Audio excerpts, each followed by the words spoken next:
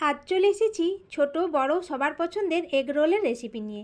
Egg roll বানানোর জন্য নিয়ে নিচ্ছি ময়দা, সামান্য লবণ, সাদা তেল দিয়ে ভালো করে মিশিয়ে নেব। এবার অল্প অল্প জল দিয়ে ময়দা ভালো করে মেখে 20 মিনিট রেখে দেব।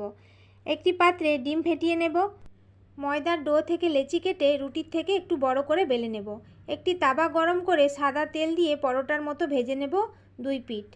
এবার ফেটানো ডিমটা দিয়ে একটি খুন্তির সাহায্যে ডিমটা পরোটার গায়ে এইভাবে লাগিয়ে উল্টে দিয়ে সামান্য তেল দিয়ে ভেজে নেব। ভাজা হয়ে গেছে, এবার এটা একটা প্লেটে তুলে নেব। অপরদিকে তাওয়াতে তেল গরম করে কুচানো ক্যাপসিকামগুলো হালকা ভেজে নেব।